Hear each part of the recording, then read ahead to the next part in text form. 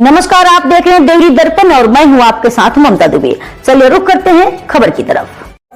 आप लोग जानते हैं कि सरकार की तरफ से तरह तरह की योजनाएं आ रही हैं।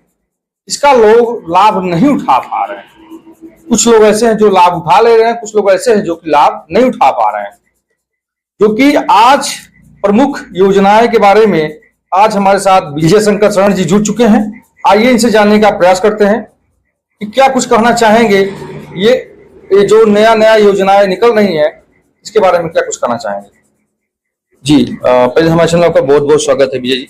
हाँ नमस्कार, आपके चैनल को और साथ साथ आपको भी जी हम तहे दिल से स्वागत करते हैं और धन्यवाद देते हैं कि आप पब्लिक के बीच में बढ़ चढ़ के हिस्सा ले रहे हैं। ये बताइए कि जो प्रमुख योजनाएं निकल रही है इसके बारे में क्या कुछ कहना चाहेंगे।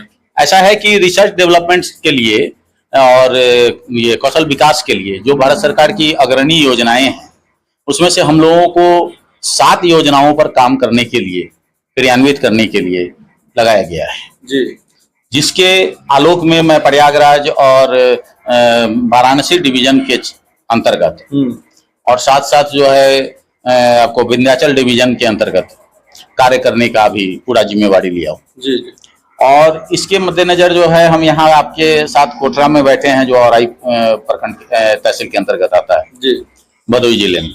तो यहाँ पर मैं ये कार्यक्रम इस हिसाब से करना चाहूंगा कि यहाँ के जो निम्न से निम्न परिवार हैं जो कि छोटे इनकम वाले हैं आर्थिक दृष्टिकोण से, उनको भी मैं लाभान्वित कर सकूं, ऐसी हमारी योजना है जिसके लिए हमने प्रधानमंत्री रोजगार सृजन योजना जो है उसका कार्यक्रम करने के लिए उपलब्ध हूँ। ये एकमात्र भारत की ऐसी योजना है जो कि स्टार्टअप योजना है। इसमें हम जो भी व्यक्ति को लाभान्वित करेंगे उसे जीरो से शुरू करेंगे, अर्थात कि वो ग्राउंड लेवल से शुरू करेंगे। मतलब आपके कहने का मतलब ये है कि जो युवा हैं उनके लिए जो है ये योजना जी मूल रूप से तो युवा वर्ग के लिए ही, उत्थान के लिए है। लेकिन अगर कोई आत्मनिर्भर बनने की कोशिश किए हैं और वो 40-45 वर्ष के भी हो चुके हैं तो उन्हें भी इस धारा में जोड़ने का हम प्रयास करेंगे जी। लेकिन मुख्य रूप से ये युवा वर्ग के लिए है जो 21 वर्ष से 40 वर्ष की अवस्था के बीच हैं, उनके लिए पहला प्राथमिकता है जी। अच्छा बताइए कि इसमें किस प्रकार से डॉक्यूमेंट क्या है कुछ जी। ऐसा है कि ये ऑनलाइन आवेदन भरना होता है जी। सुविधा के लिए हमने एक ईमेल आईडी और एक क्या कहते हैं आपको व्हाट्सएप नंबर भी सामने लाया हूं जो कि पिछली बार भी आपको मैं बताया था या फिर दर्शकों को दिया था। तो फिर से मैं दोहरा दूंगा उसको कि 81 150 89 401 ये मेरा व्हाट्सएप नंबर है और RV संगठन 2010@rediffmail.com ईमेल आईडी है जी। जिस पर वो अपना रिज्यूम डाल सकते हैं। उस रिज्यूम में हमें यह चाहिए कि उनकी भारतीयता होने की जो है वो एक नेशनलिटी की प्रूफ चाहिए। उसके बाद Aadhaar card, PAN card, voter card या आवासीय प्रमाण पत्र। आवासीय प्रमाण पत्र में बिजली बिल, टेलीफोन बिल या फिर राशन कार्ड भी चल सकता है जी। इस प्रकार से जो भी उपलब्ध होंगे जो डॉक्यूमेंट्स है एकदम साधारण डॉक्यूमेंट्स, और बैंक का पासबुक मस्ट है क्योंकि उसी पासबुक पर उनका कोई भी फंड आएगा जी। उनकी पहले से किसी प्रकार की बैंक से लेन देन में कोई त्रुटि नहीं होनी चाहिए और वह पाक साफ होना चाहिए, यानी एनओसी हमको चाहिए वहां से, नो ऑब्जेक्शन सर्टिफिकेट। और जहां वो उद्योग लगाना चाहते हैं उस जिस भी चीज का लगाना चाहते हैं उसका चार्टर्ड अकाउंटेंट से एक प्रोजेक्ट रिपोर्ट बना हुआ होना चाहिए जो 2 लाख 4 लाख 5 लाख तक का भी बनेगा तो वो हम उनको प्रोवाइड करवाएंगे जी।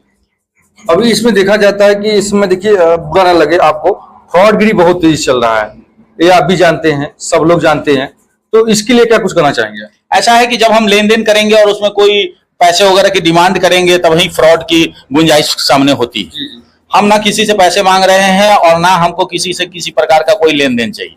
हम भारत सरकार के एक महत्वाकांक्षी योजना को लेकर के आए हैं। मेरा लोगों के बीच में उद्देश्य सिर्फ मात्र यही है कि उन्हें आत्मनिर्भर बनाना जी। और मैं उनको प्रशिक्षण दिला करके उनको सर्टिफिकेट दे तक का काम करूंगा और उसके बाद उनकी एप्लीकेशन ऑनलाइन भरवा करके उन तक जो है यूजर आईडी और पासवर्ड छोड़वा दूंगा।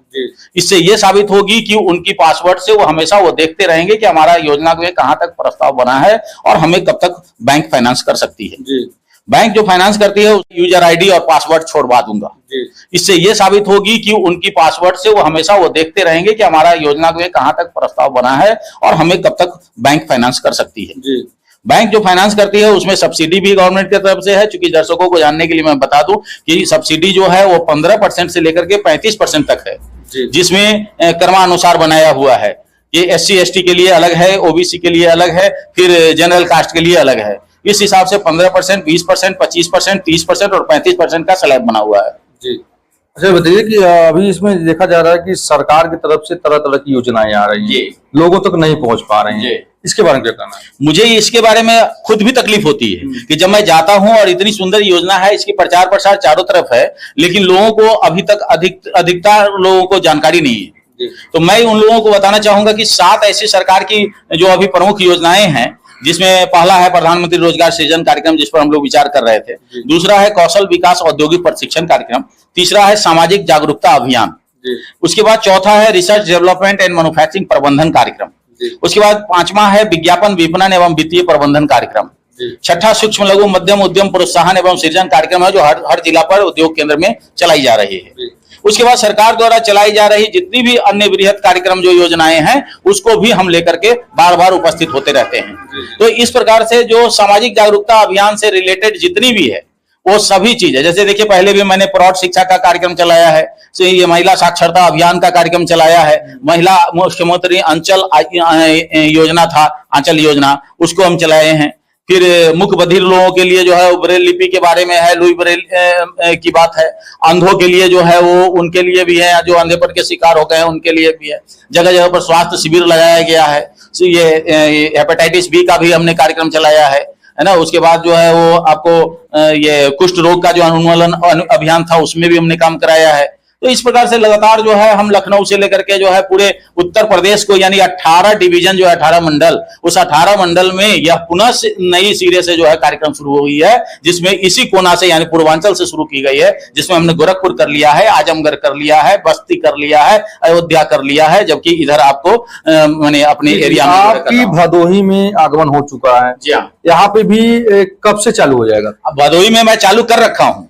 जो युद्ध स्तर पर होना चाहिए उसकी शुरुआत जो है हम इस महीने के अंतिम तक स्टार्ट कर दूंगा, जिसमें आप लोगों को विधिवत बुलाऊंगा भी। जी जैसे कि दोस्तों आप लोग जानते हैं विजय भाई हैं, और इनकी तरफ से जो तरह तरह की योजनाएं लोगों तक पहुंचाने का जो कार्य इनको सौंपा गया है, पहुंचाने का कार्य कर रहे हैं मीडिया के माध्यम से। ये चाहते हैं कि कोई जो है छूटे ना, कोई छूटे ना, जो भी काम हो सब मिलजुल के कार्य किया जाए। जी हाँ, जो वंचित रह जाएंगे तो हमारे लिए ये खेद का विषय होगा, क्योंकि मैं यहाँ पर आया हूँ लोगों को लाभान्वित करने के लिए।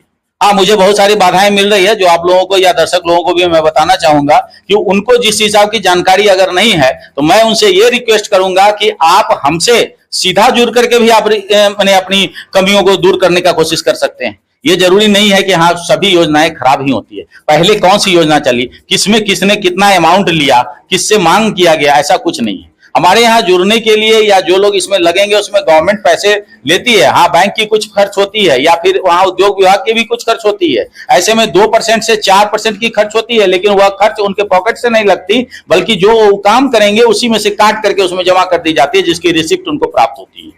जी, मतलब कि इसमें जो है पर्ची भी दिया जाएगा? हाँ जरूर, जो पैसे खर्च होंगे उसकी पर्ची जरूर मिलेगी, चाहे वो आज से लेकर के वो काम जब तक करें तब तक जो भी उनकी खर्च होगी उसकी पर्ची उनको हमेशा रिसीविंग मिलेगी। बिना इनवॉइस का कोई भी पेमेंट नहीं होगा। जैसे कि दोस्तों आप जानते हैं विजय भाई का जो जानकारी था वो आप तक हम पहुंचा दिए हैं, और हम ये चाहेंगे कि आप जो है इसमें जनपद भदोही के कोठरा में आप आए और विजय भाई से फेस टू फेस बात करें। मेरा नाम कृष्णा दुबे है, आप देख रहे हैं देवरी दर्पण। अब तक के लिए इतना ही, और ताजा अपडेट पाने के लिए जुड़े रहें हमारे देवरी दर्पण के साथ।